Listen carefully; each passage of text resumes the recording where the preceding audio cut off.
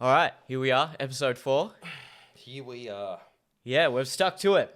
4th episode. How do you feel?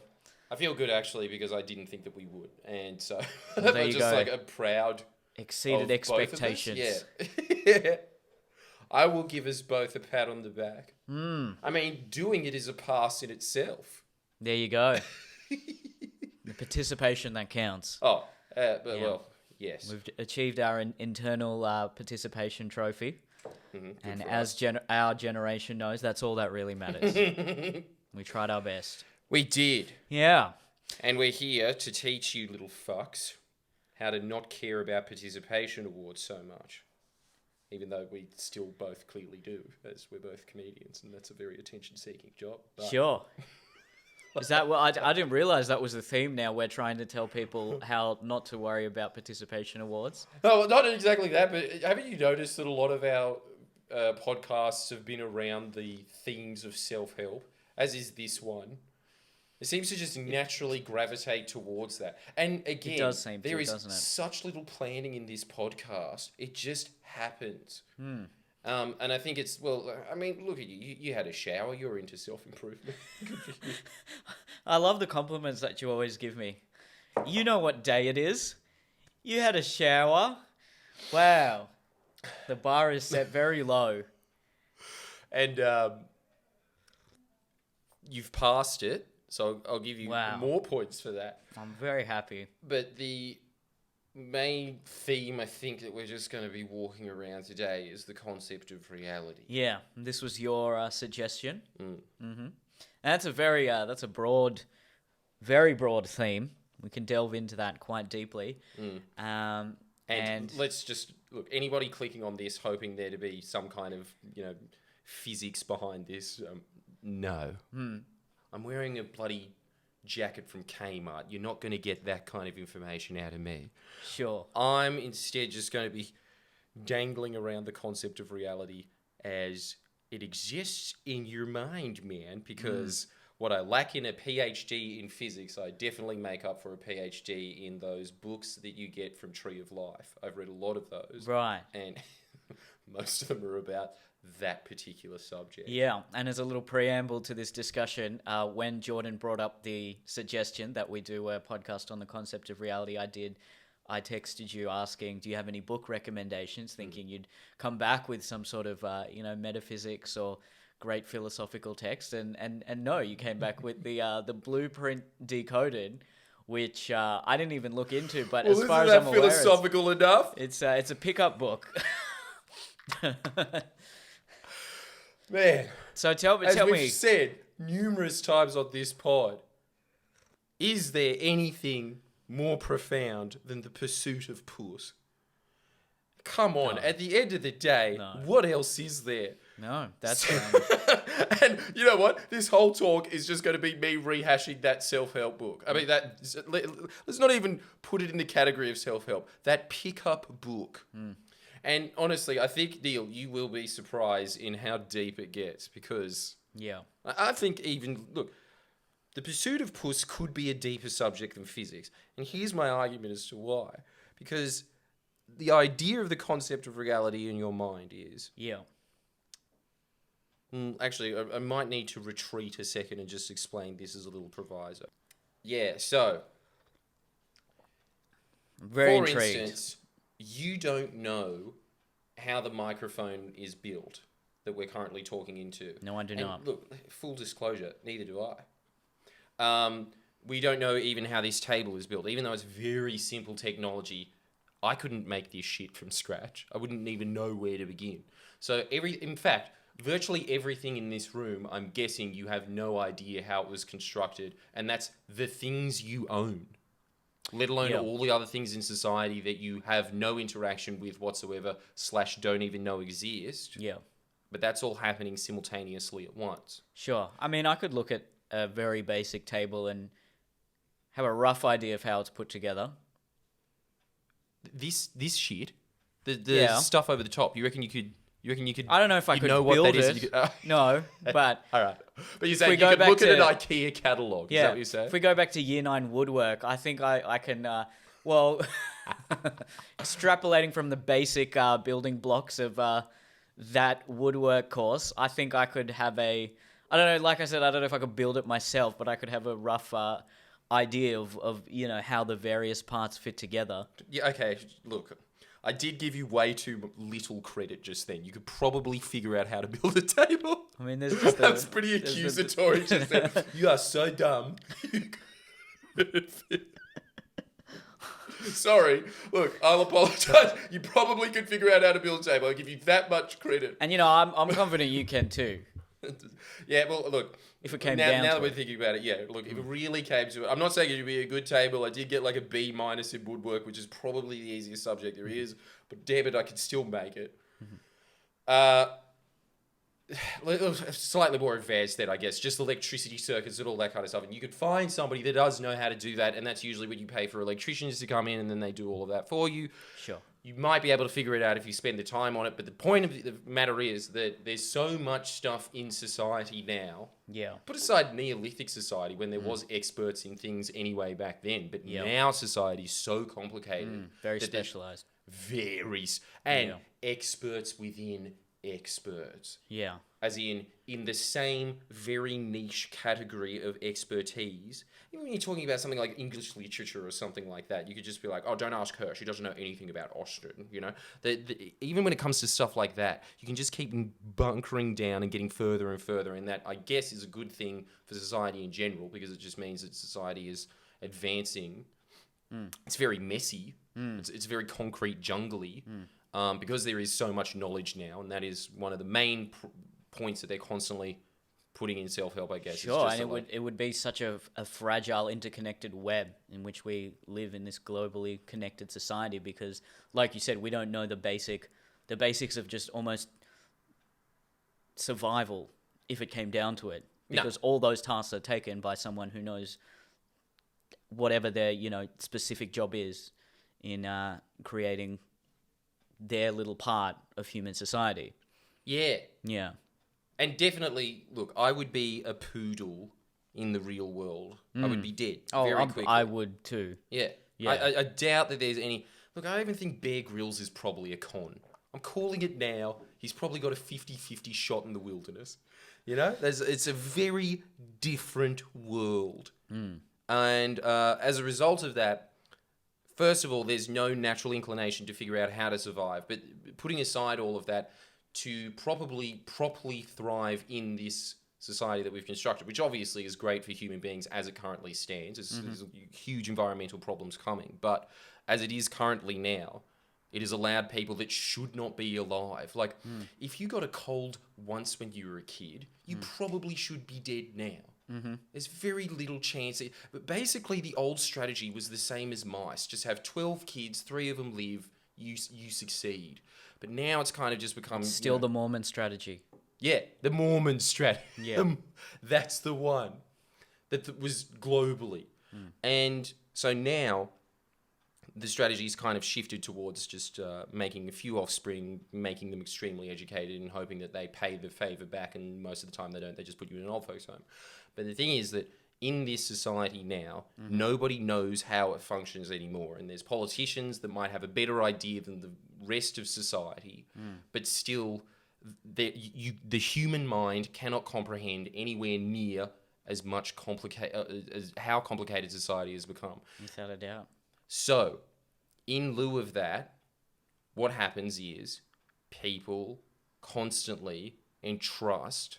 First of all, there's just mental laziness in general, where you just don't even think about supply chains and stuff. Like, I don't know how Coles gets its food there.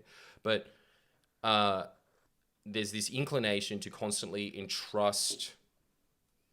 The powers that be. Not exactly, yes, but also just... the general opinion of society on anything, which is naturally what human beings move towards anyway. Because in ye old world, if you were isolated from the tribe, that's almost certainly a death sentence.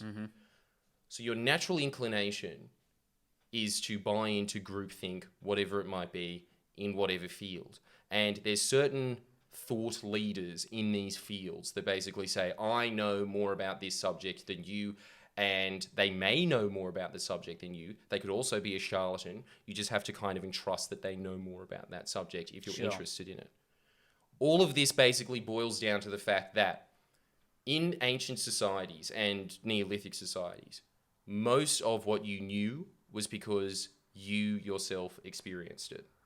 Now, there was some transfer of knowledge from generations before you of don't eat that mushroom, that one's going to kill you, right? But mostly what you conjured in your day-to-day life would have been, okay, I figured out I probably shouldn't fuck with wombats in their cave.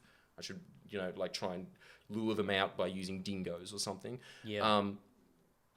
That's kind of the information that you would have had to have gathered by yourself. And now, as a result of education, what has happened is that we have been able to become much, much smarter and advance much, much quicker. But it means that actually to survive in this society, you kind of have to just become specialized in one field, extremely specialized in that field, so that you're irreplaceable. Which historically would not have been a good strategy. No. A terrible strategy. Even in the 1800s, most scientists were kind of just kids of rich aristocrats that could afford to do it, but they were always constantly ostracized, and they were kind of just in rooms by themselves and didn't really have like a community to kind of test these ideas together. And Sure. it's very new development that this stuff has happened. And as a result of all of this, it means that human beings have to rely on the collective wisdom of society for virtually everything except their specialized fields. So the now... Yeah. This is a very rough estimate, but the psychologist that I was reading about it was saying that what has happened is in ancient societies, 75% of your knowledge would have been first-hand experience. Yeah. Now, 95% of your knowledge is second-hand experience. It's not actually things that you yourself have experienced. It's just you've entrusted an expert to say that. As a result of that, you have all of these things in your head that you don't know for a fact are real. So in one way, this is that whole debate between knowledge and wisdom. And somebody who I guess has more first-hand experiences, you could say, is a wiser person as opposed to somebody who's more knowledgeable. This means that, first off, you are much more susceptible. First of all, it's very important in this society to develop critical thinking faculties. Yeah. Which most people are not taught. And a classic example of this is, and I think it's just because I was trained in politics, so I constantly think that somebody must be having a different agenda to what they're saying, because that's the whole game of politics in general, right? But if you ask doctors who are much smarter than I am about basic things about if, I don't know, the government of the day says that a certain policy is the way to go, their inclination is to believe that. And they will say, because the government said that that was the way to go. Sure. And so they'll just say, like, obviously they've tested everything out. But my natural inclination will be like, no, there is special interest behind why they chose that policy, because they're the people that put those people in that position in the first place. So they have to suck a little dick to keep being there, right? Yeah. And so that's the understanding that I have from that area. But again, that's that transfer of knowledge. I don't know how to do a heart transplant, but they do. But the thing is, in their world, when they read a textbook, it is the truth. Because if you aren't going to do a heart transplant perfectly, you're probably going to kill that person. So there's no motive in medicine to lie. You want to make it as truthful as possible. And a lot of subjects like this, a lot of heady subjects, there is no motivation to lie. Right. It's different when it comes to politics and business and economics. So that trust of authority that exists within the medical community and these other communities can be flawed when it's adapted to something like politics and economics and these other more subjective fields. Yep. That's one of the ones. The second way is that as a result of this, because I'm just constantly focusing on politics, my mind has become much more cynical than when it was when I was just constantly talking about self-help or just constantly focusing on self-help. I was a much happier person thinking about that world. And so now as a result of that, it actually genuinely surprises me if I've just been hunkered away in my room for the next 2 weeks or whatever, just studying about one policy, and then I come out and then someone's nice to me. Because all I've been reading about is how evil people can be for 2 weeks. And so when you go out and you experience somebody else who's not like that, all of a sudden you feel there's kind of like this cognitive dissonance of just like, but you're supposed to be a cunt. Like that happens in your mind. So essentially what happens is constantly your brain is morphing around the information that you are taking in. And that's Sure. what shapes the filter of the way that you see the world. Yeah. Now, this concept, if you think about it long enough, scares the fuck out of you. Because it's that first thing that I was talking to you. We had Chinese, I don't know, maybe 2 or 3 weeks ago, and we were discussing. Still waiting. I'm waiting for the big reveal of how this is related to getting puss, but I'm very engaged. A bit of background information. Sure. But remember how we were just talking about it the other day, and I think we kind of freaked each other out in the last 10 minutes of discussing it when we were just thinking about it for like half an hour of the real impact of what that actually means, because of your upbringing and my upbringing, and what that actually means just from our families, from our different cultures, from where we grew up, and how that is permanently imprinted in our minds and shaped the way that we see the world forever. And obviously you can remorph those things, but the natural inclination, obviously, because you're a human being, you've got shit to do, you can only focus on 12 things at once, max. And when we're saying 12 things at once, we're just talking about shifting from 12 different subjects anyway. But you can only focus on one subject at a time. Yeah. So there's all these things in your head that are lies. And they have just been useful enough lies for you to survive to this point. Yeah. But it's nowhere close to the truth. Sure. Now, obviously, when you he's going to say- apply that. Yeah, sorry. All right. When you say lies, can you expand a little bit on that? Well, lies, okay, maybe not necessarily lies as in the people that have been saying them to you have actively known that they're not the truth. Yeah. But a lot of what I knew as a kid and how I grew up, now just because I've been hyper-focused on one subject, and this is just one subject, and all I can talk about is my experience, but all my experience is basically just reading books about politics, right? Yeah. But as a kid, like a perfect example of that, as a kid, you grow up because of the soft power of television, that most of that media that's coming into you is American. And why is that? It's because the US purposefully hammered out trade deals with the rest of the Western world to make sure that their media is dominant. And the reason they wanted their media to be dominant is so that it had this essentially brainwashing impact on you to just be constantly thinking like, oh, America's cool because Nelly lives there. You know, that's Okay.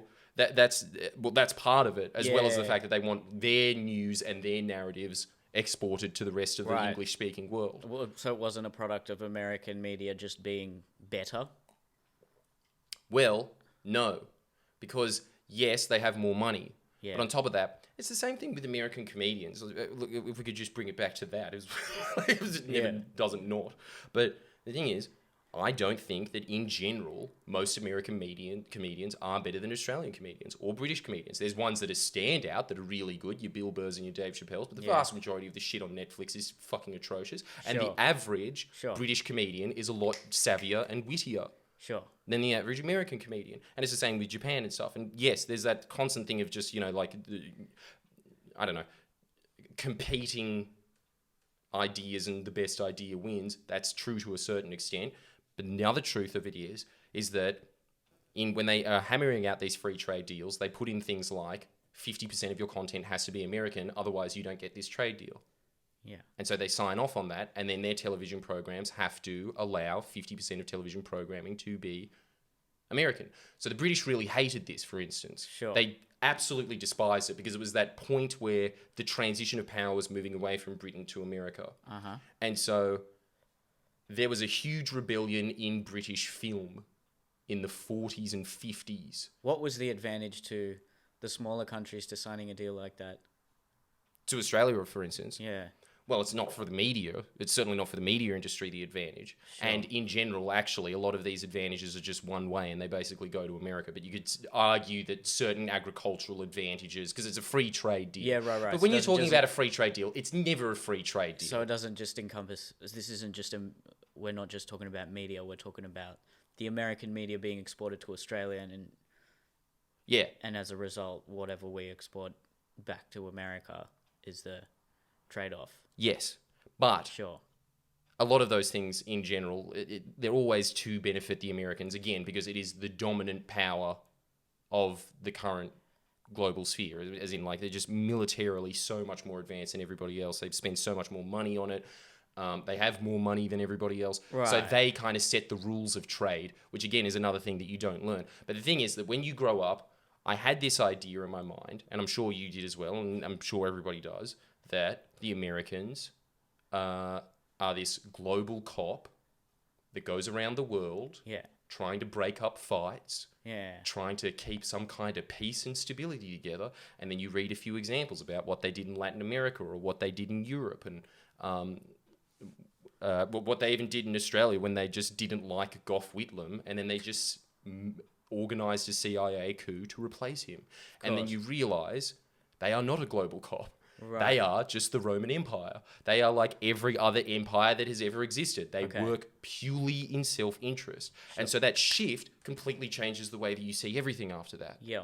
Um, So because of the free trade deals and the American media that we've been exposed to, we have an inherent bias towards America and the culture of America, and as a result, we're more likely to to paint them in a good light. That's Yes, what it comes or down to to. naturally believe, because I've done this before. I've had long debates with people about people that come up to me afterwards and they'll say, anything that you say is just like, America's not that great. They're just like, you're pro-China, or like, I don't know, just America did this, and they'll just be like, they protected us in World War II. There's all these points that have just been constantly seeded into your mind from a young age to believe that the US is there working in your interest, where the facts show that it's anything but that. You can look at trade deals, you can look at what happens when there's an Australian government that actually stands up and says, we want to determine how much our minerals are worth, for instance, or like we don't want American companies mining our resources, we want to mine them ourselves. And they're just like, okay, coup staged, Whitlam sacking, bring in Fraser. That's the historical fact of what happened. And you're not even taught that in your school books. And so at the very least, what you can say is that the reality of the situation is much more complicated than what you are taught. Sure. And the thing is, and I don't think that our teachers, for instance, lied to us about the Whitlam dismissal. I think that they were taught that this is what the Whitlam dismissal is and what it meant. Yeah. And then they just taught us that. Okay. And so it's not necessarily that they're lying to you, it's that they're just putting lies in your head. And so your whole life is just filtered through all of these filters. So that's one of those good examples of that. It's just one that I've been thinking about a lot recently, and it scares me, the ramifications of it, of the fact that the US, it's kind of that same thing of just like, and it goes back to the other idea of just mainstream media. Essentially, what its intent is. Its intent is not to make money. I mean, there's so many things that make a lot of money in the world: drugs, selling arms, telecommunications. All of these things make heaps of money. Yeah. Media is not one of those things. Media is very finicky. A lot of it doesn't make money. Rupert Murdoch runs papers at a loss. The reason that he keeps them going is because of power. What is the power of running newspapers? It's mind control. It's that you're able to put out your narrative into society. And because you have the most papers out there, your narrative wins. And so it's the same thing. Okay. Oh, sorry. That's okay. So wait, all media... Surely there are sectors of the media that are profitable and consistently profitable. yes, but they are becoming fewer and fewer the more that media is democratized. And that's why you've seen that massive shift in the US. First of all, there's the massive shift in the US because they've had to make their films more China-friendly, which means that they have to ease back on the pro-America stuff, which is actually something you can look at as well. This is the other thing. When you're learning in film study and then you're just like, what are the themes in Batman? What they're talking about normally with the themes in Batman is like revenge, lust, Christianity, all that kind of stuff. But they never talk about the imperialist ideas that are in these films that they have to propagate to get them funded, which again is part of the soft power model. And this is just documented. The CIA infiltrated Hollywood in the 40s and basically said, we're running shit from now on. And there's books on this. One of them is Killing Hope. It's got whole chapters just about how the CIA basically directed how Hollywood would be making films and what kind of films they'd be making.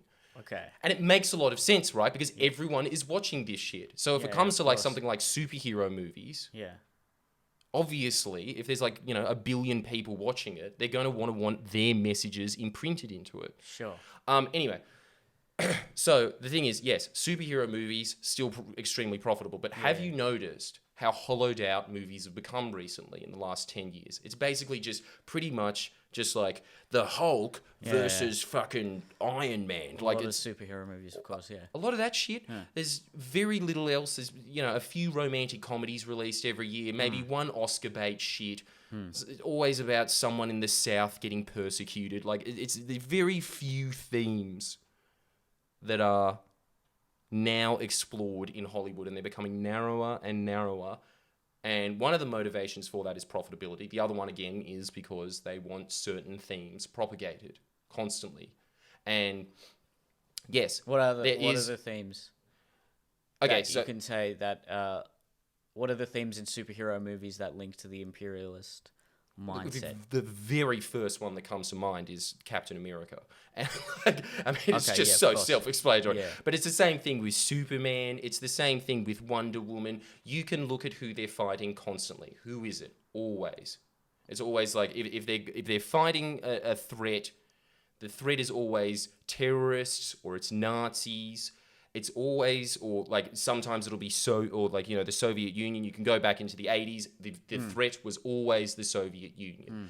Now, and then when you go into the 2000s, it was terrorists. So, but then what came first? Was it the powers that be that control Hollywood, telling Hollywood, okay, create art that is putting people, driving people to think poorly of a certain enemy, if you will, the Nazis, the communists, etc., whatever it was? Or was it just a byproduct of the fact that America was at war with these cultures or nations, and as a result, the profit motive would be in creating films that cater to that mindset?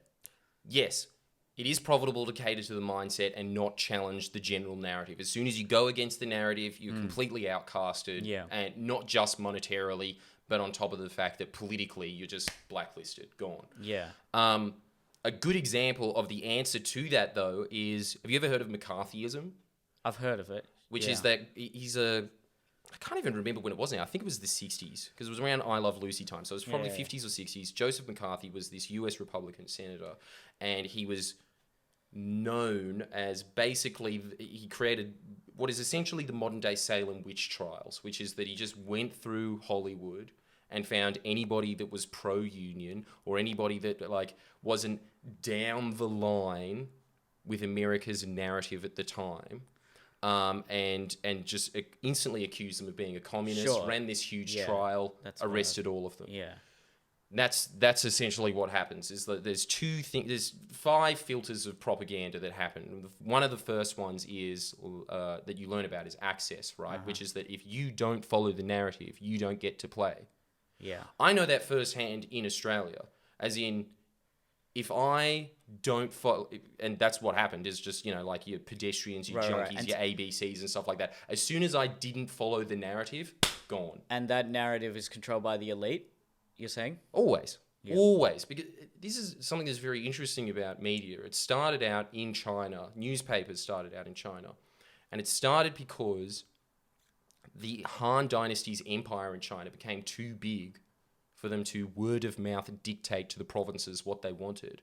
So they came up with newspapers, which were then ran into town centres, and then they just read them out. The very inception of media, it's very early birth stages. It was a way of the elites putting their message to the rest of society. That is its original design. Okay. So it hasn't changed since, and it gets more complicated the more they actually started putting psychological research into this, and it's the same strategies. You can learn about it. If you've done a degree in marketing, you'll see the exact same strategies being used in mainstream media that are actually used in advertising products. Yeah. But it's all part of that idea, and I'm making a whole stand-up show about that, so I should probably shut up about this point, but it all goes into the idea that the concept of reality is not because you yourself have experienced it or because you yourself know what you know. It's because things have just been placed into your head. Yeah. And the more you think about that, the scarier that concept becomes, because then you just realize that basically your brain is being completely brainwashed, and sometimes it's by nefarious actors and sometimes it's just by people by accident. But the thing is that everybody is walking through life with that idea. And then we were coming up to the idea that if you're talking about self-help, it's your point where you were saying that that is why affirmations work. That if you sit there and say, I'm a millionaire, I'm a millionaire, I'm a millionaire, I'm a millionaire, over and over again for years, your brain gets tricked into thinking you're a millionaire, and so you start behaving like a millionaire, and thus you become a millionaire. But most people don't, because they see the surroundings that they are in, they see the surroundings of their family, and then they just think, okay, well, I'm worth X amount of money, and this is where I'm going to be in life. And the thing is that, essentially what I'm saying is you can brainwash yourself, and that's the main point of it, and that works in pussy as well. Which is that with that filter, a lot of people just go through life thinking, like, those guys at high school were good at getting chicks and I'm not good at getting chicks, so that's the end of my life. That's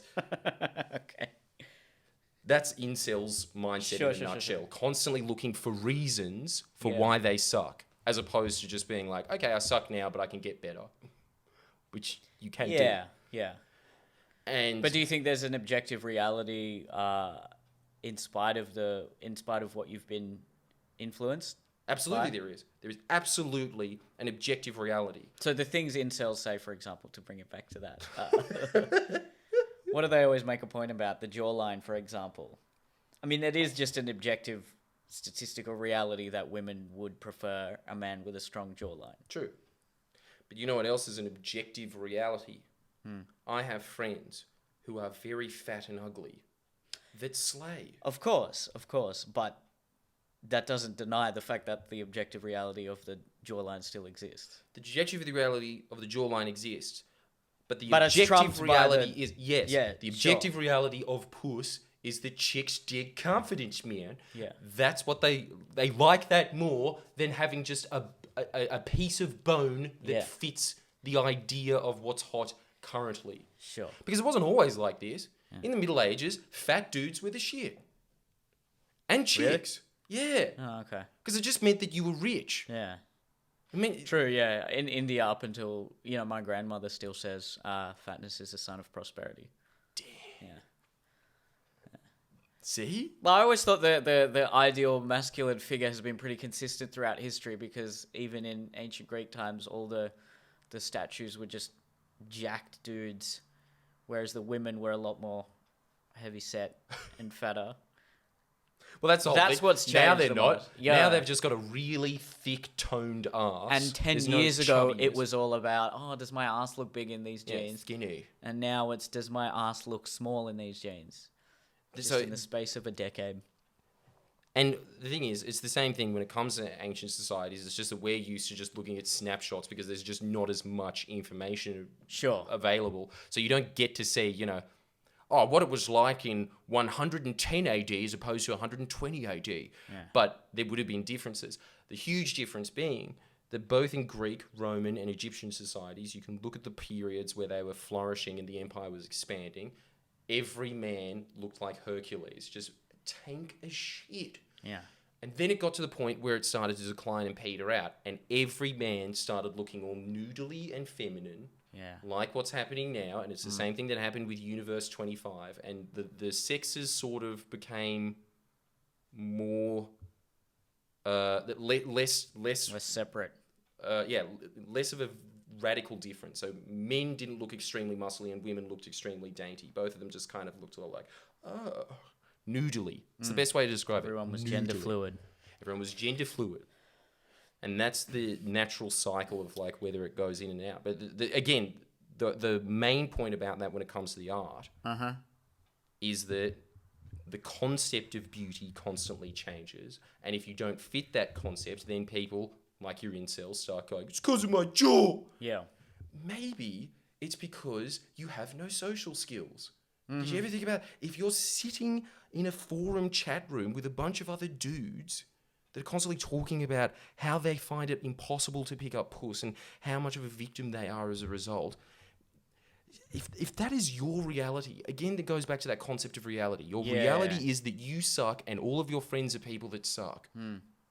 That's a powerful thing to be walking around with. And, Sure. And you've noticed it, right? Because you started reading self-help about 2 years ago, yeah? Yeah, absolutely. Yeah. Your mindset has changed. Yeah, there's an objective reality, but then you can manipulate the sort of what you could call the subconscious reality that exists within you personally. Yeah. That can then feed into the outward reality of you as a person and Yeah. then influence the objective reality in your life. Yes. And that comes down to, the affirmations and things like that. But can we just go back a bit? Because what you said before about the media and the free trade and all that, I'm still, that was a lot. And it was a lot to take in. Yeah. I suppose my first question with all of that is, if we're so influenced by external factors and we're not determining our own objective reality based on personal experiences, first of all, then you've read these books. How can you discern that is reality versus what someone else has read in an alternate book that might have a conflicting ideology, for example? The main way that I would say, basically what you're talking about is just like comparing sources and which one's more realistic. It's very obvious when you're looking at academic texts, because if somebody is just repeating the narrative of society, it's over and over, very obvious. They will just be repeating jingoism. They will be repeating talking points. There won't be any facts or examples to back up what they're saying. Sure. So, a really good example of this is because I'm just in this perpetual argument with people that are pro-nuclear, but like they always bring up the point of just being like, nuclear energy is carbon free. And then you say, no, it's not, because, you know, you have to mine it out of the ground. That takes huge amounts of carbon emissions in terms of digging materials to get it out. Then you have to process it. That's very carbon intensive. And then when it's actually emitting vapor into the air, because that's all it's doing, is just you're making something really hot and then it's just making heaps of steam, and that's how you're powering the generator, right? Yeah. All of that water, so they will always, and then the other thing that happens is sources start contradicting themselves. So they will be using that example of the fact that nuclear energy is carbon free because it's not coal, so therefore it's carbon free. No, sorry. Coal is just way more carbon intensive. That's the only difference. But virtually every source of power emits some level of carbon dioxide. They're always just saying that, actually people always just say that, hydrogen is so eco-friendly, that emits carbon dioxide too. Yeah, why? Because it's displacing water. And as a result of that, carbon emissions are being released into the atmosphere. It's the same thing with nuclear energy, right? So, which one sounds more plausible to you? The idea that there's like a Stanford professor sitting there explaining the fuel cycle to you of how it's mined. Yeah. And obviously, if there's digging materials involved with that and huge mat trucks that are powered by diesel moving this to a ship, and then the ship goes halfway across the planet, there's going to be some carbon emissions in that. Yeah. It's so much, that is a lot more complicated an answer than just saying it's carbon free. That's the difference, right? It's just when you hear a narrative, all they have is just this one selected cherry-picked fact. Mm-hmm. And then when you say, what about this, this, this, and this? There's no answer. That's the way that you determine which source is better than the other one. And so when it comes to media, for instance... Scrutiny, basically. Yes. Yeah, okay. Yes. So there's definitely... When it comes to virtually anything that I'm constantly reading, I see it over and over again.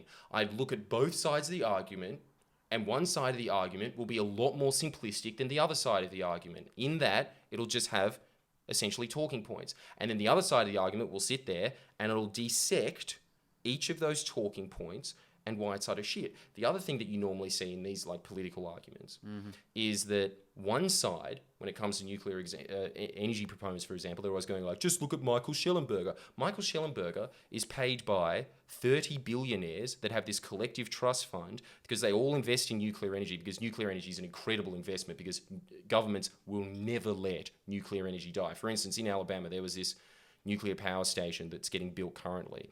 It's taken, I don't know, double the amount of time that they predicted. It's The original estimates, I think, were $9 billion for 2. It's now at $25 billion. It's not even built yet. And then they're saying we're running out of money, the power company that said that. So the legislature came in and said, okay, what we're going to do is put a levy on everyone in Alabama's power bill. So they have to pay for the building of this power plant, the people themselves. Yeah. So they will go to huge measures to bail them out. And it's because it acts as a supply chain for weapons. Because if you have a bunch of nuclear power plants, then you have uranium moving into the country. Yeah. And as a result of that uranium moving into those countries, you can then harvest the waste and use that as weaponry. Sure. And they even talk about this. This is the other thing as well.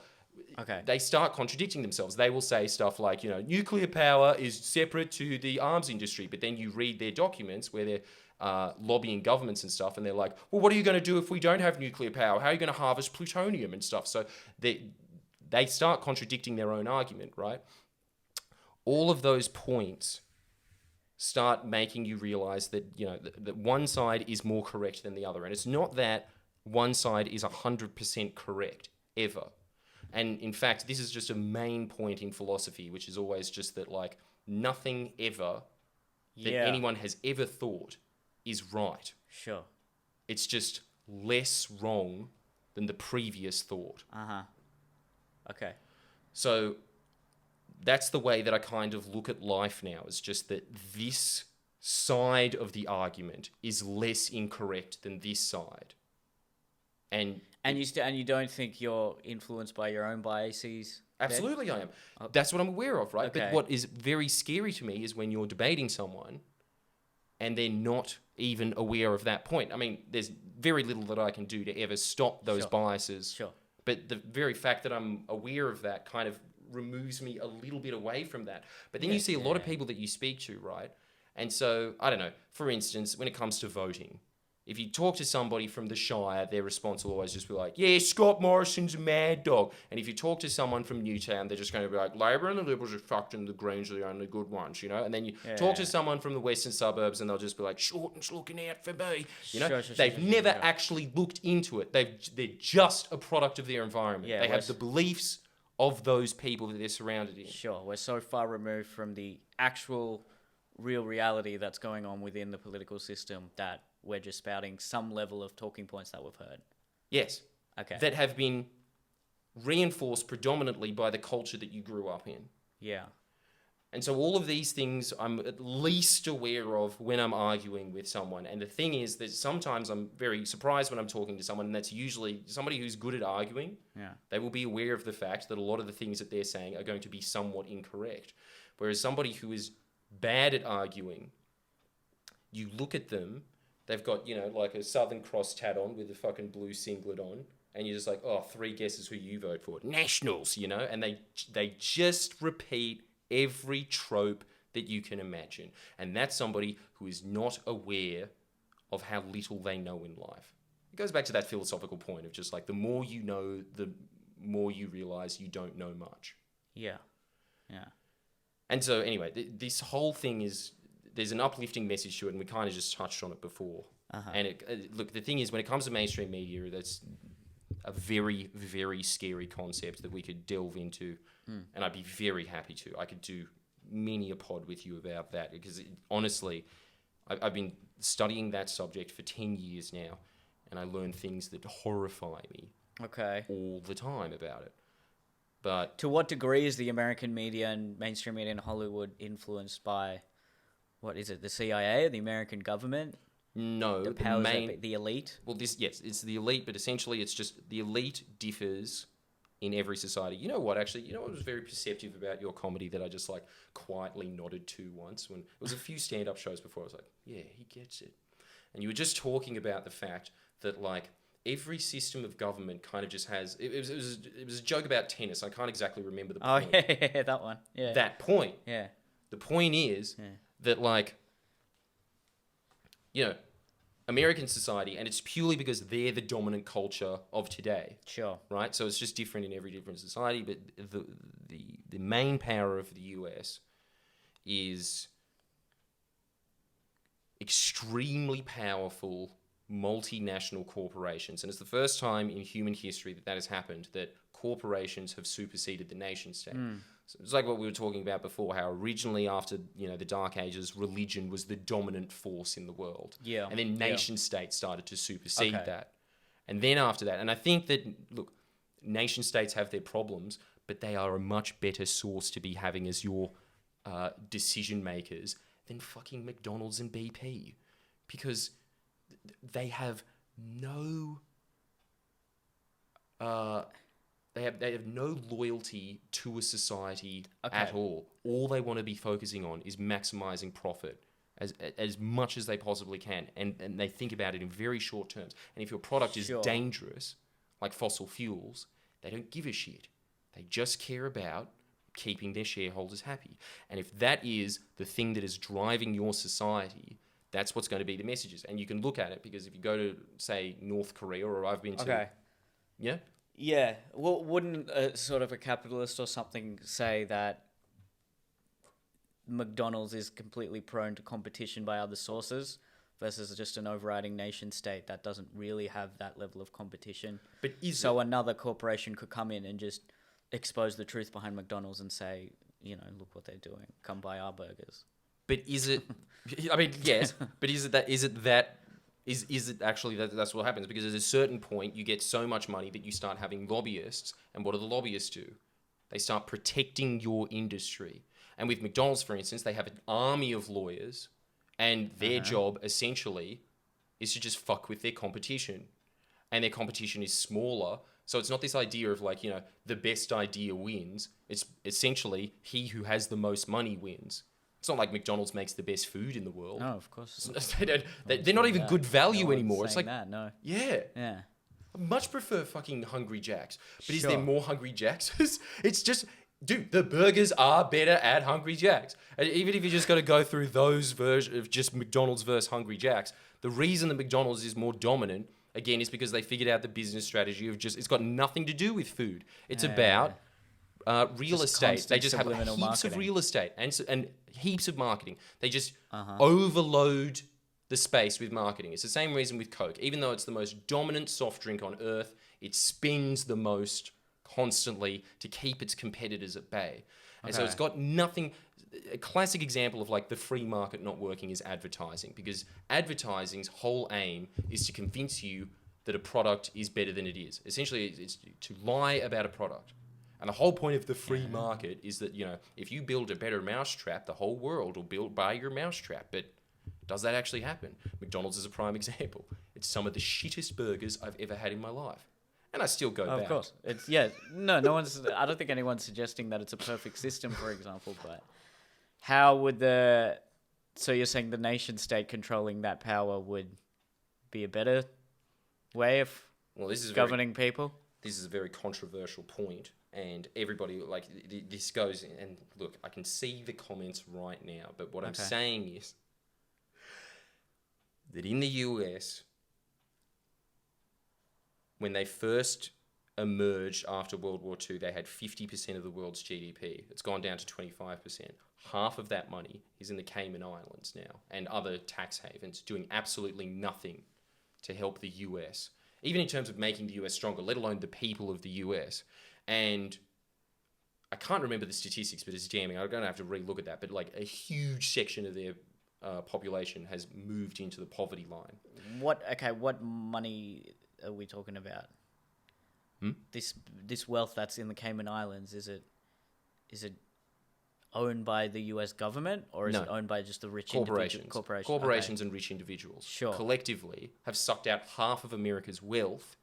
And we're talking, from mining, from labor costs, from agriculture. This is the nation's wealth, essentially, that they're just leeching out of the country and keeping in bank accounts to do nothing to reinvest it back into society, just essentially letting it rot and accumulate in index funds. That's rich individuals, is it? Or the corporation? Rich individuals and corporates, and huge corporations. Your banks, your JP Morgans of the world, all of these massive industries in pharmacy, in God, I've gone blank of what it is. The weapons defense industry. All of these industries are extremely profitable. Agriculture. Okay, but the rich corporations have the high net worth people at the high end of the corporate ladder. But then isn't the corporation itself owned by millions of shareholders? No. It's first of all, it's an illusion because second, they're not actually making the day-to-day decisions, and second off, the interest of those shareholders is always going to be to increase profit margins. It's not going to be reinvest that back into society because that is not good for your personal share count. A good example of that is just with the current election and how franking credits became like a big thing. But sorry, But aren't these shareholders just members of the society? but do they actually give a shit about society? That's the difference. At the end of the day, human beings are an extremely selfish creature. And so they'll Sure.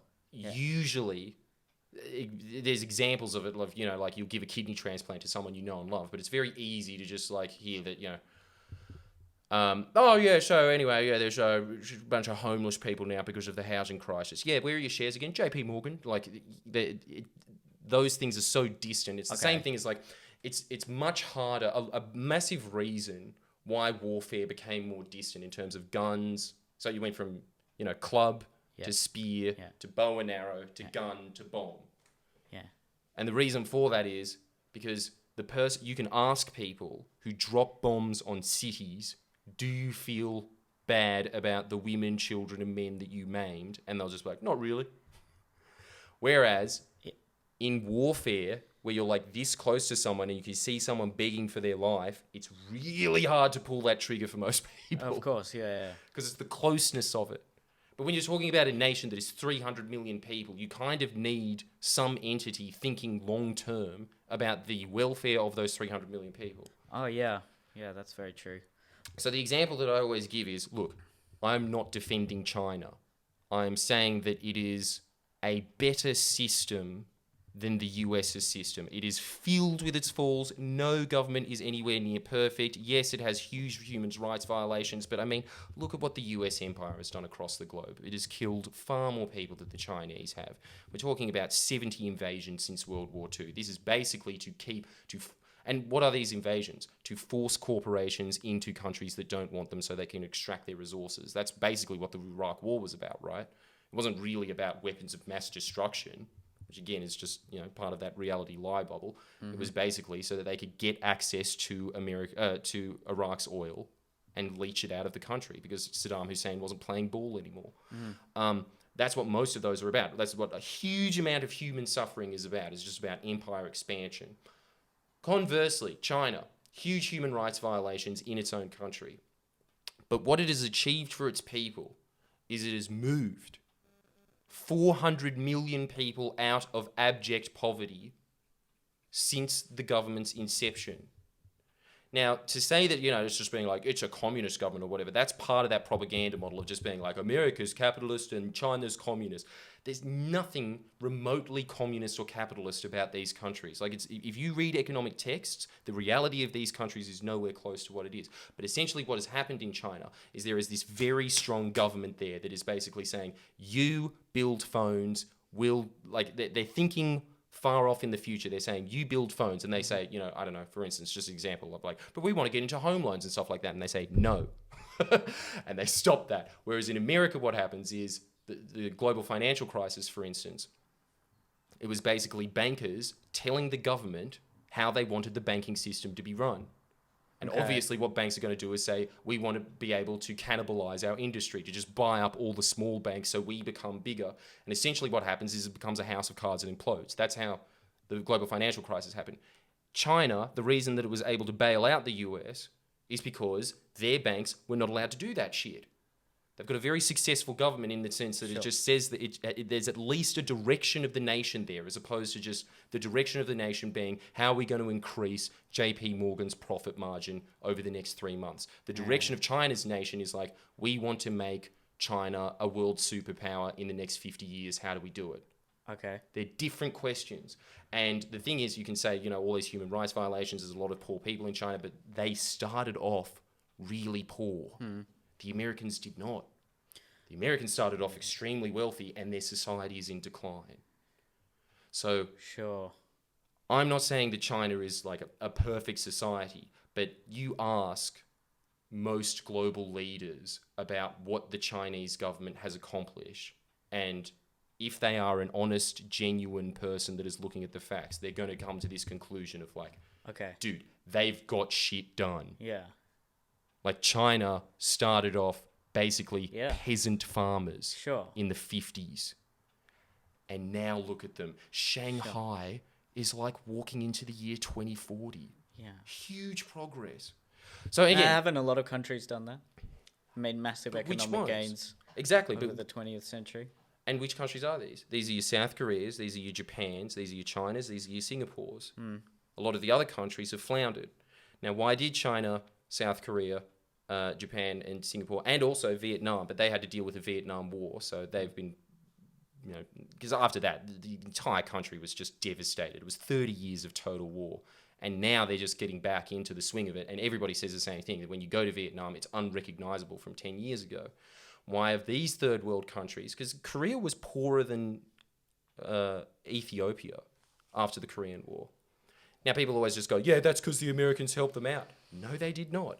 The Americans wanted to try and instill the same economic system that they've put on all the other third world countries, which is the IMF system, which is basically that, like you specialize in one field, what you're good at. So say that you're good at growing cotton, you just grow cotton and you sell that. Korea said, fuck that. We want to build our own TVs and radio stations and cars because that's where all the money is. And then everyone was just being like, no, don't do that. And because they had a strong enough dictator there just saying like, fuck you, we're just going to put money into this. We're shit at it now. But in 20 years, we're not going to be that shit at it. And now they're not that shit at it. Now Samsung is competing with Apple. They're pretty much just as good. And that is because of that original investment of like basically a country just saying, you are not going to instill your economic imperialism onto us. We're going to make, essentially, we're going to be the captain of our own ship. The countries that were the captain of their own ship, and a lot of them had to fight independence wars like Vietnam and China, they're the ones that are successful now. The ones that just kind of like towed into line with America, obviously, because they're not working in their country's interest. They're working in the US's interest. So the Korean companies, they don't have the same profit motive that a McDonald's or Coca-Cola has? They absolutely do. And that's the other problem now, is that now those companies have become so powerful that they are kind of calling the shots in these countries. Okay. But previously, and this is my whole thing, dude, you know what you realize after a while? The philosophers of ancient Greece were pretty fucking on point. Like, dude, democracy is too fucking messy to work, and it doesn't work. And it essentially is just democracy is just a word for a hidden oligarchy. There's just a bunch of elites controlling the democracy. But essentially the countries that get a lot done, dictators. They do. They just get shit done, man. Yeah. Okay. One last question I want to bring up, because I feel like I can ask questions about this for a very long time, and you'd have very good answers. Because you mentioned that sort of your standard of measurement was that China brought millions and millions of people out of abject poverty and America didn't. But, take 19th or 18th century America, for example. Sure, maybe a lot of those settlers didn't have the same level of poverty that the Chinese farmers of the 1940s and 50s did, but was there not a huge gain in from the lower to the middle class in America in that period of time? Yes. And why was that? Are you talking about the 50s in the US, or are you talking about the 1800s? 1800s. Well, the 1800s was just because they had an entire continent that they were colonizing, and they all had access to huge amounts of... I mean, look, it would be an abject governmental failure. The likes of the world has never seen if the US wasn't the current dominant nation on Earth. It is the size of Australia, but it is bountiful resources. From sea to shining sea. Huh? Okay, yes. Just filled with natural resources. Yep. So obviously they're going to be wealthy because it's just impossible for you not to be in that society. China does not have the same geography as the US. But on top of that, China faced imperial colonization by Japan, and before that, essentially the British had quasi-colonized it, and then the US were trying to colonize it in the way that they colonize countries now, which is that behind-the-scenes colonization. Yeah. And so they were facing, again, kind of the same thing as Vietnam, just constant wars and invasions of people leeching the wealth that they had. It was different. It was a very different setup to what the US had, where they were basically, they were colonizing the Indians at that point, but they were the dominant force there. And so they were the captains of their own destiny. Okay. It really comes down to that. A lot of what you see around the world, and if a country is moving out of poverty or not, most of the time, it's because the government is being controlled by a foreign power that they continue to be poor. Okay. And finally, because one thing I just want to add to that as well, I think you made the point earlier that you said humans are an inherently selfish animal, right? Yeah.